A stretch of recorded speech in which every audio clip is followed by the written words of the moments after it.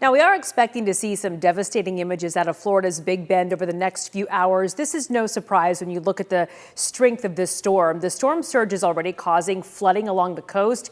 That's really one of the biggest concerns. Overnight, Idalia is expected to remain a Category 4 for landfall. Nationally, hundreds of flights have already been canceled.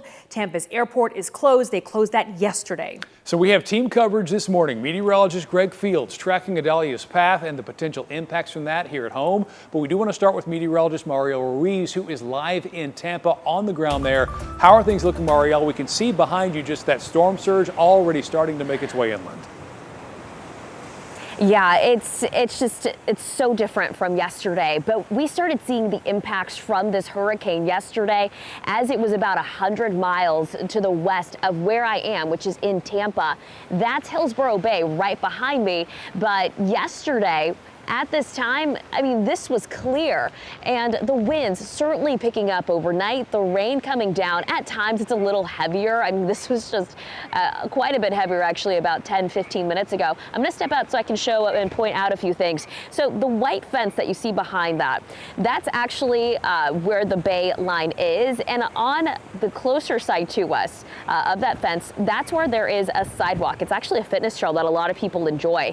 Yesterday afternoon, I was able to be on the other side of that fence, and I walked down about 3 feet just because there are steps that kind of lead down. I spoke to a lot of the people that live around here yesterday too, and that water is generally very calm, but now you can see some of the waves kind of just crashing in, and that's from the high winds. Now, the water was really choppy, but one thing that certainly is not helping is that the fact that it is also high tide. So yesterday that water was elevated, it had risen, it receded a bit during low tide last night, but now going into another set of high tide as our winds continue to increase here. At times overnight, we had tropical storm force winds here in Tampa, even though the actual hurricane or the eye of the hurricane is over 100 miles away.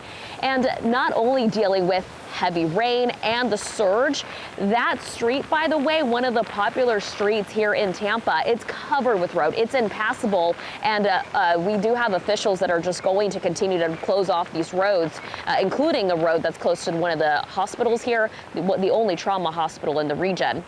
So we are dealing with here heavy rain. We have been seeing quite a bit of flooding, and really overnight also dealing with the threat of severe weather. There was a tornado watch in place, but it's been extended into the early afternoon just because most of Florida, at least the top half, dealing with these outer bands that tend to bring up these spin-ups. Now, Category 4, as of a couple of hours ago, Ida is set to make landfall any minute now in Florida's Big Bend. That area has never had a Category 4 hurricane make landfall. The storm surge there, 10 to 15 feet expected.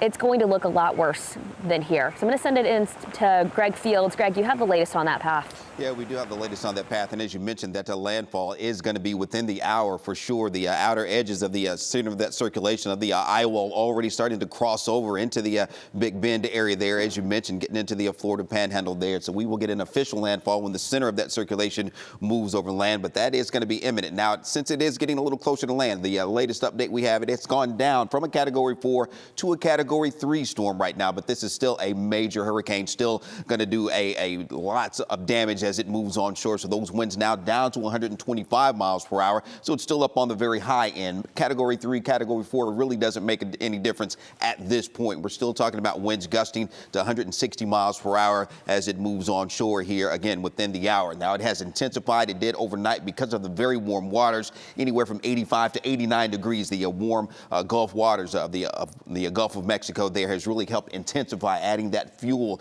to the hurricane. So it is going to be moving onshore. It looks like now as a Category 3, but that's not going to make much of any difference at all. We're still talking about that catastrophic storm surge, very strong winds and very heavy rain, and it is going to maintain that hurricane strength even as it moves farther inland into South Georgia, still maybe holding on to that Category 2 hurricane strength, even getting up to Savannah there in Georgia, getting into South Carolina around Charleston as well. and then it eventually gets out into the Atlantic once again. So we'll still be talking about that even as we get into the weekend. Idalia, let's talk a little bit about the storm surge. Mariel mentioned that she's well down into Tampa Bay there, but they're still talking about a 4 to 7 foot storm surge. But around that center of circulation where it's moving on shore, we're talking about a 12 to 16 foot storm surge, well above normal. So that flooding will continue inland as well, even as we get into portions of South Georgia later today.